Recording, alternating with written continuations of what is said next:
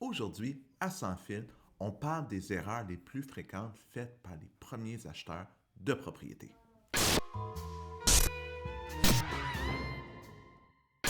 Première erreur que les gens font, c'est qu'ils analysent mal leurs besoins. Oh, on a juste besoin de 2 chambres. Mais quand tu achètes une propriété, normalement, l'objectif premier, c'est d'essayer de vivre minimum 5, si ce n'est pas 10 ans dans la propriété.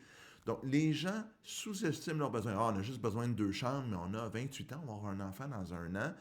Puis finalement, on a des jumeaux ou bien on a 2 enfants à rapprocher. Puis en dedans de 3 ans, il faut vendre la propriété.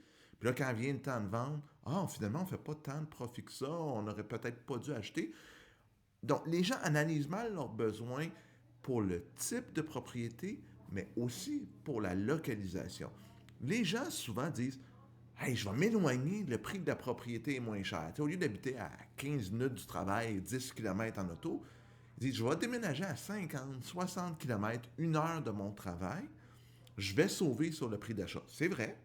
Je vais donner l'exemple, quelqu'un qui travaille à Montréal, qui dit: Je vais acheter à Longueuil, par exemple, versus Contrecœur. C'est vrai que la même maison à Contrecœur est moins chère qu'à Longueuil, mais pour aller en ville, vous allez prendre plus de temps, ça va vous coûter plus cher. Puis j'avais déjà fait l'analyse, puis là, ça peut, évidemment, il y a plein de variables, mais si on calcule le coût d'utilisation d'une automobile, par exemple, dans l'exemple que je donnais, ben, ça équivaut à 100 000 de différence sur le prix, juste en termes de paiement pour l'utilisation supplémentaire de l'auto. Donc, faut faire le calcul comme il faut, dire: si je m'éloigne, est-ce que ça vaut la peine monétairement? Oui, c'est peut-être moins cher, mais peut-être que mes autres dépenses vont être plus chères, ce qui fait que c'est pas si rentable que ça. Donc, il faut vraiment bien analyser ses besoins. Il faut aussi faire un budget. Parce qu'on voit souvent des publications sur les réseaux sociaux là, de courtiers hypothécaires, de courtiers immobiliers, qui disent: Hey, tu payes un loyer de 1 500 $ par mois pour le même prix. Regarde, c'est le paiement d'une hypothèque pour une propriété. Mais ce qu'il faut penser, c'est que oui, c'est peut-être vrai que le montant du loyer et le montant de l'hypothèque sont pareils. Sauf qu'en plus de l'hypothèque, quand on achète une propriété, on a les taxes, on peut avoir les frais de condo ou des frais d'entretien qui sont plus élevés qu'un logement. Il y a les réparations. En logement, généralement, on ne paye pas les réparations, du moins où on les amortit dans le loyer à un coût beaucoup moins. Il y a tout ce qui est maintenance d'une propriété. Une maison, plus c'est grand, en général, ou même un condo qui est plus grand qu'un appartement, mais les frais de maintenance vont être plus élevés. T'sais, on peinture une maison, on peinture un 4,5, c'est pas le même prix, par exemple. Donc, il faut faire un budget réaliste pour l'entretien et la maintenance d'une propriété, les coûts de maintenance annuelle d'une propriété, pour pouvoir vraiment comparer et pas arriver avec des surprises. Parce qu'après ça, il y a des gens qui disent: Hey, finalement, je suis plus capable d'économiser, je suis plus capable d'aller en vacances parce que la propriété me coûte plus cher.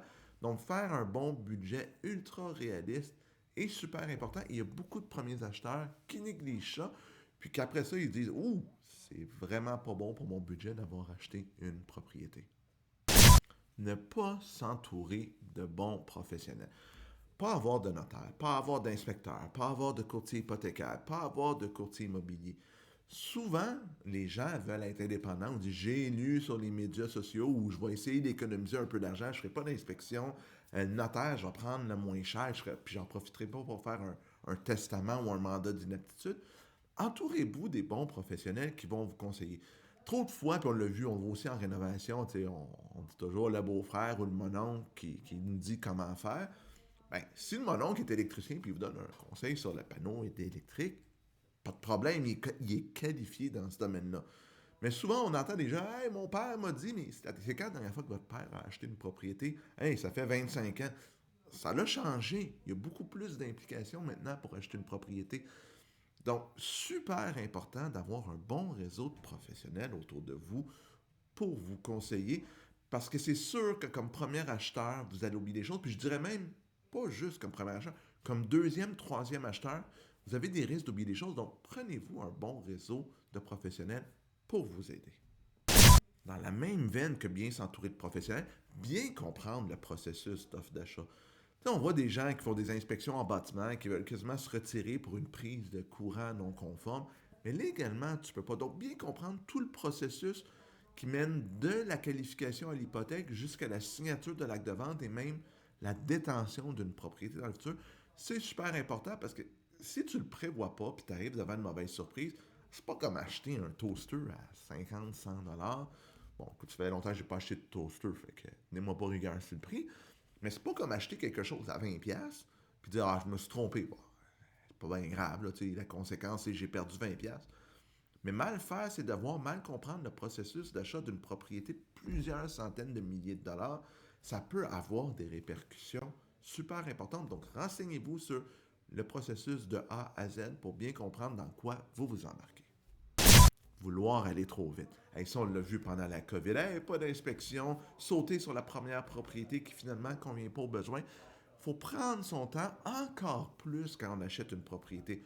On ne sait pas ce qu'on aime. Tu sais, ça peut être une log. Je visite une propriété, je fais une offre d'achat, on n'en parle plus. Ça arrive des fois, là. Je ne dis pas que c'est impossible. Mais prendre son temps dans le processus et pas succomber à la pression des gens autour de vous, incluant les courtiers. Si vous n'êtes pas sûr que c'est un bon achat, la propriété, vous êtes mieux de le laisser passer, il va en avoir d'autres. C'est sûr qu'à un certain point, il faut comme on dit en anglais, pull the trigger, il faut passer à l'action. Mais prendre le temps comme il faut, puis pas agir sous pression, que ce soit d'un inspecteur qui dit ouais, ouais, la propriété est belle, ou d'un courtier, comme je vous dis, qui dit hey, ouais, fais une offre, 8 offres d'achat, comme on a vu dans le temps de la COVID, laisse faire l'inspection, la garantie légale. Hey, si vous voulez acheter avec garantie légale, exigez-le, puis si le vendeur ne veut pas vous la donner, pensez à une autre propriété, c'est pas grave. Si quelqu'un dit de ne pas faire inspecter la propriété, vous dites moi je veux le faire, faites-le. Puis un acheteur qui ne fait pas inspecter une propriété, puis encore pire, un premier acheteur, je comprends pas. Honnêtement, il y en a qui vont dire ouais, les inspecteurs sont pas bons. C'est vrai qu'il y en a des pas bons, comme il y a des mauvais courtiers, comme tout ça. Mais un bon inspecteur va vous donner l'heure juste sur la propriété, puis il va trouver des bobos, puis même une maison neuve va en trouver. Mais au moins, vous allez avoir un genre de carnet d'entretien. Hey, je sais que dans 2, 3 ans, il va falloir que je change les thermos des fenêtres qui commencent à être vieux, par exemple. Ben, c'est à ça que ça sert une inspection, c'est pour vous donner l'heure juste sur l'immeuble. Puis oui, ça va vous soulever les choses, c'est évident.